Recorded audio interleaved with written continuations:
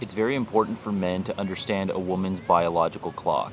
So, for the purpose of this video, we're going to talk about 18 and up with women. I'm in California, age of consent is 18 for obvious reasons. We know that a woman gets her period way before 18, but for obvious reasons, we're going to talk about the biological clock 18 and on. So, I'm considering the prime years to be 18 to 22, and especially in America, like the college years, in terms of just like where a woman's in her prime of fertility and sexual market value, I'm going to place that as 18 to 22 for the prime phase. The denial phase, 23 and 24, where she denies that she's losing looks, losing fertility.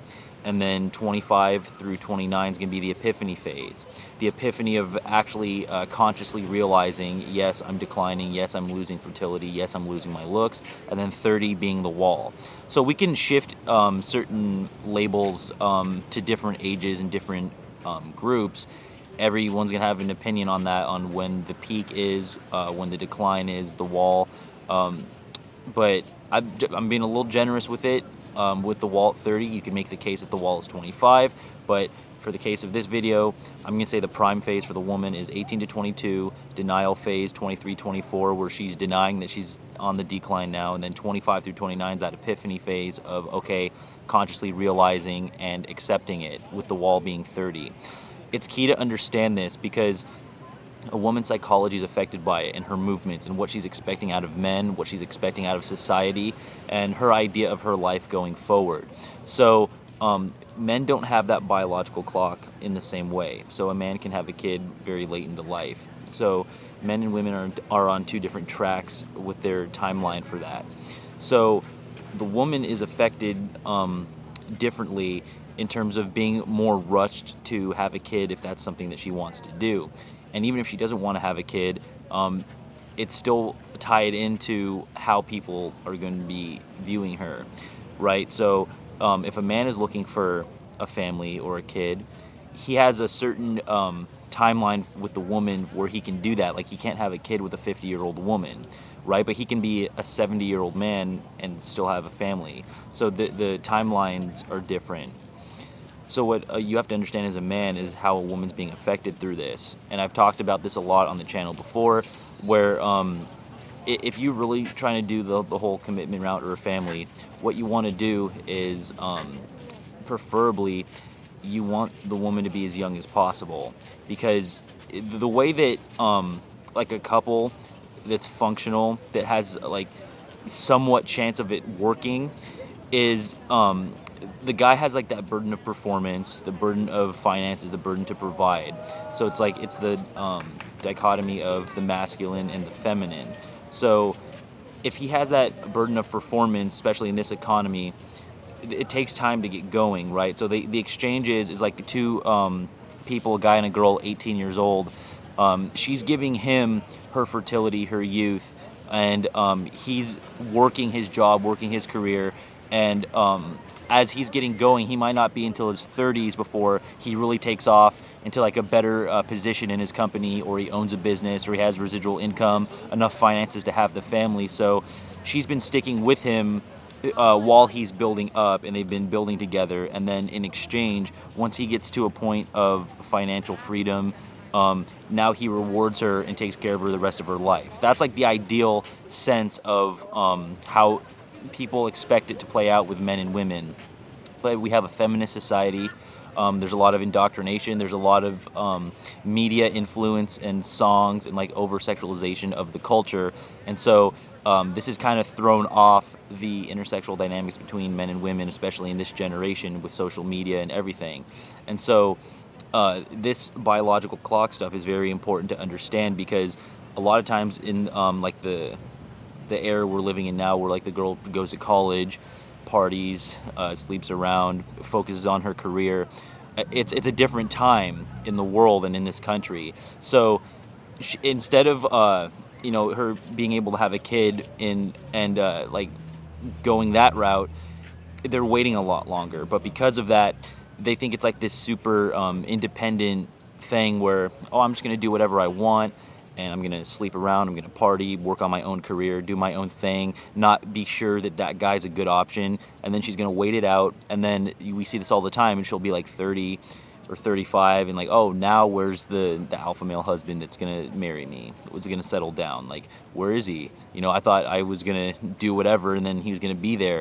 And then she realizes that she didn't cash in her chips, and the longer she waited, like the guy that she would think is attractive or that she would want to be with, he's gonna like know this stuff, right? He's gonna know that he wasn't getting a commitment, or like she wasn't working with him or building with him or seeing his vision like during his 20s as he was building. And but now that he's in his 30s and he's got options, and so now he's a good option for you, right? Like now it's time.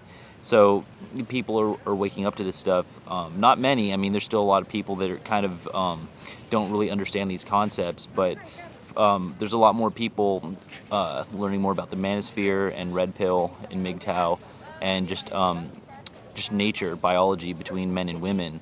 And so you got to understand where a woman is in her sexual timeline and her biological clock.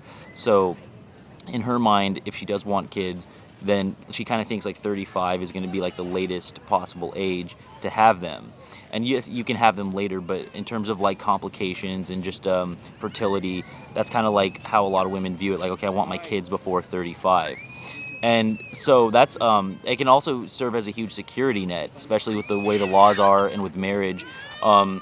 If you have a kid with a woman, you are the father of that child, then you have that responsibility now because you've fathered a child with that woman. So there's a sense of the security net. Like if she doesn't have a kid and she doesn't get married, like if she doesn't do either of those, then that's a huge like loss of a security net, right? So her options at that point in her mind are going to be working bad jobs that she doesn't want to do, or just owning like a huge litter of cats, or settling for guys that are way below what she could have got if she was just a little wiser in her like late teens and early 20s, and that she's realizing that later into life. So you're going to have that prime phase, 18 to 22, the denial, 23 and 24, where she denies that she's actually on the decline. 25 to 29, she'll realize at the epiphany phase and like, okay, consciously aware that she's declining. 30 is that wall. And so then like 30 to 35 is like that like sudden death overtime phase, where it's just like, just like she knows it hit the wall, but then still only has a couple years if she wants the kid to do it. So 30 to 35, and even you could extend it to 40, but she knows too that she's not really trying to have a kid in ideally like late 30s, because she knows fertility, she knows the complications, and the risk is a lot higher the longer that you wait. And then you get into this menopause phase, right? That might be early 40s to mid 40s to early 50s is going to be like the start of that like menopause phase. And so this is going to be nature's way of like, okay, you're changing, your body is changing to a point where you can't have kids anymore. So the hormone levels are raging, and it's kind of like the body's way of you better have a kid quickly before it's too late, right? That's like that that moment right from like fertility, and then the like premenopause, and then the menopause. So like that premenopause phase, like the early 40s, mid 40s, early 50s, depending on every woman's different, but depending on when she's going to start that menopause phase. That's why you see a lot of these like cougars. Like people say, oh, woman's sexual prime isn't until her late 30s to late 40s. And yes, in terms of like sex drive, like raw sex drive, that's the case, because it's the it's the body's way of saying like have a kid before it's too late. But a lot of women confuse this, because when we're talking about these concepts of red pill and the biological clock, and someone will say the prime phase is late teens and early 20s, you get a lot of women that will say no, it's not. The prime for a woman is late 30s to late 40s. And it's like, again, you're confusing sex drive with fertility, like sexual market value. Because you're about to go through menopause and the body is like telling you have a kid quickly, yes, your sex drive is super high. So that's why you get these MILFs and these cougars, and they're in the mid 30s to like late 40s. That's like that prime like cougar time. So yes, in terms of just the overall sex drive, that's going to be the peak.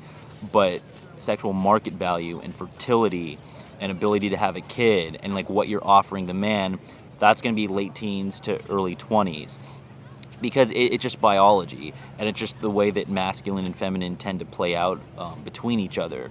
So there's always exceptions to everything. There's always exceptions to the rule. Like someone always says when we're talking about these concepts, oh well, like the woman can make more, or like it's like, yeah, but in general too, like if she's making a bunch of money, she's going to be more attracted to a guy that's like at that level or above. Yes, there's the broke pool guy, the broke drug addict that's like has the hookup or whatever, and like the good looking person.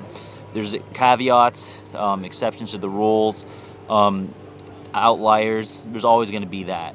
But in general biology, the guy's going to take the masculine stance, the woman's going to take the feminine stance. So when it comes to functionality, he's going to be seen more as the guy that, like the breadwinner. He should be the one pounding the pavement. He should be the alpha, the one out here making money, the one out here taking risks, the one putting himself in the crossfire to go get results in life. And then she's supposed to be like the nurturer, the feminine, just like providing the like the love and like the care and like the delicate approach. So that's just how that's going to play out. So understanding that, especially in an economy where we have to get jobs and work our way up in a game with other men who are also doing that, the younger man, he needs more time to like do that stuff, right? So that's why like the guy like becomes who he is. The guy matures. The guy grows into his full force as a man, where the woman just is. She's just born and she's just feminine. So like when the woman has her period in her like preteens to early teens, that's just like that's just like her being, right? But a man that's like, you know, like say she has her period from like age like 9 or 10 to like 12, 13, whatever.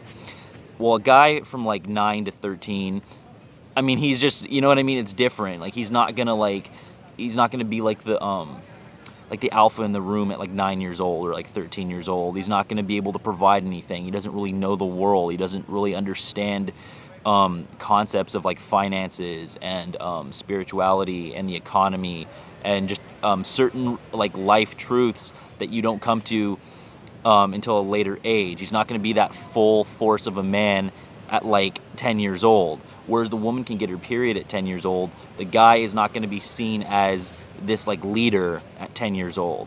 So when we fast forward it to adults talking, so they both turn 18, the 18-year-old woman just is. She's the embodiment of femininity. And the guy at 18, he's still just like this young kid. So yeah, like they can both be sexually active with each other, but she's not viewing the 18-year-old guy necessarily in the way that she's going to view the 28-year-old guy, because the 28-year-old guy, that's a huge difference, being a 28-year-old man and an 18-year-old man. Just to look at any example of that. Just take any 28-year-old and an 18-year-old. You can see a difference in maturity and physicality and just awareness and consciousness. And the guy tends to ascend. Especially if he's living his life properly and taking care of business, he's going to ascend from 18 to 28. Whereas the woman, in terms of fertility and what she can provide on the sexual market value, 28 is never better than 18, right? Even if she studied in school or got smarter or matured herself, because women are also mature too. But in terms of how that plays out between men and women, it's just not the same. The 18-year-olds, the guy and the girl, he's going to ascend to 28 and she's going to decline to 28. And that's just how that's going to play out. And there's different opinions on where we place these labels, on where we place certain phases. Some people think that the prime is a lot sooner and the wall is a lot sooner, or some people the epiphany phase, they don't think that starts until like 30. But just from my experience, I just see prime being like the college years, like 18 to 22. I see this like denial in like the 1 or 2 years after college, like the denial of declining, like 23, 24. And then like 25 to 29, I tend to see the epiphany phase of realization, conscious awareness of, okay, she's declining now. So this is where you often see the beta male provider. This is where you see her switching her demeanor and her psychology in terms of, okay, I better find a husband quickly, or I better have a kid quickly. Because if I don't, like I said, if she's this is how she's thinking. If I don't have that before like 35, then I might just have to work jobs my whole life, and I'm not going to be on the level I could have if I would have been smarter with my sexual market strategy. So this is where you see a shift. I'd say like 25 to 35 is like, it's like the era of like the beta male provider. The woman from like 25 to 35 is going to be looking for that like beta male provider guy. And that's why it's dangerous. Like if she's really looking for that commitment and she wasn't giving it to a guy late teens and early 20s, you got to really be careful of that. So when she's looking for this beta male provider guy, be aware as a guy about certain phrases, such as I've had my fun, or I'm looking to settle down now, I'm looking for something serious, I'm too old for games, you know, no hookups. Like these are phrases you'll hear from that like epiphany phase time, 25 to 29, past the wall, up until she's able to have a kid.